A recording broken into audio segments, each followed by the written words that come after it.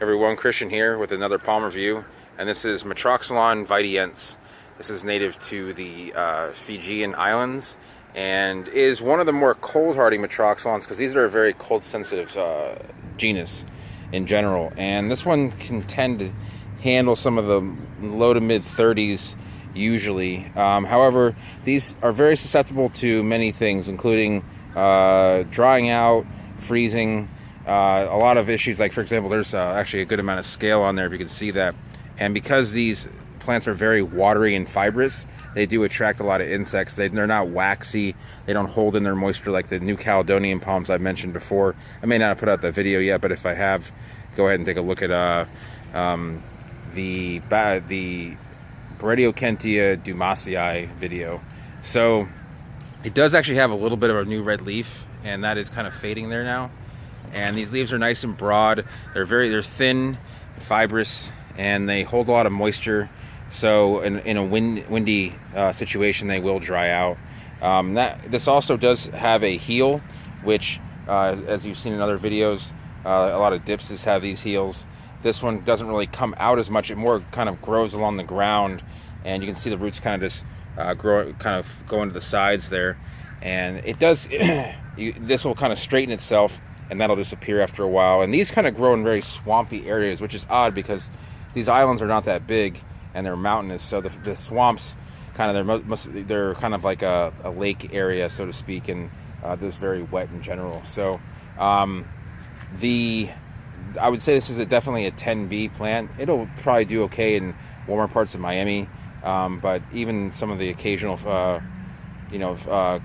low mid 30s events will damage it. I don't see a lot of these growing very well in Miami, to be honest, but they'll survive. They just won't look like they would inside the true tropics. So, yeah, these flimsy needles, flimsy spines on the petiole. They're on the this is the back side of the petiole once you get a little further up, but to the rachis. And they are, if you hit it, like I said, if you hit them straight on, they're pretty painful.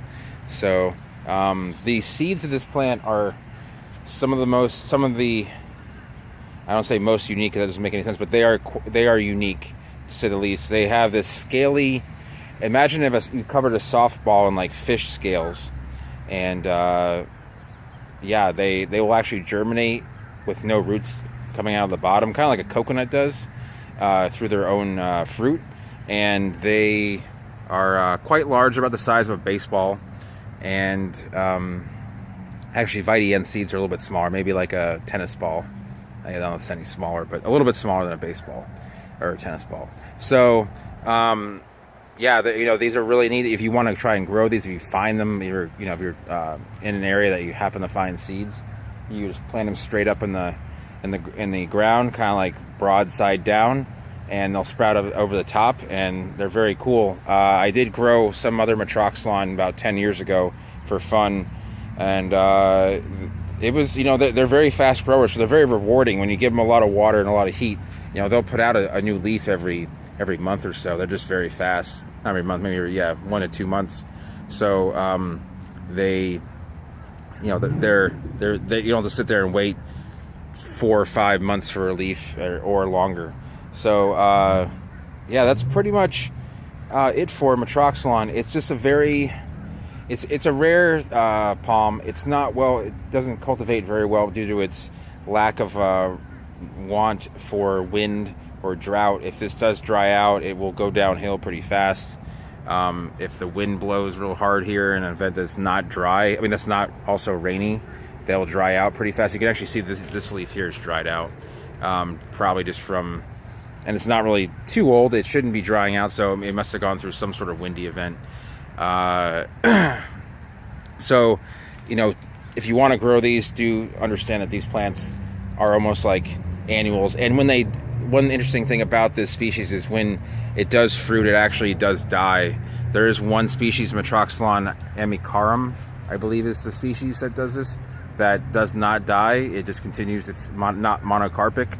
It'll do more than one fruiting. It will continue to live afterward. So know that as well. If you were to grow this in the tropics, that you will eventually have to cut the palm down or have it like a telephone pole in your backyard. So anyway, that's about it for this plant, for this palm. If you have any questions about it, go ahead and leave a comment down below. And if you are new to the channel, go ahead and hit the subscribe button, and you'll see a lot more palm reviews like this. And if you enjoyed the video, go ahead and give it a thumbs up, and I will see you guys next time.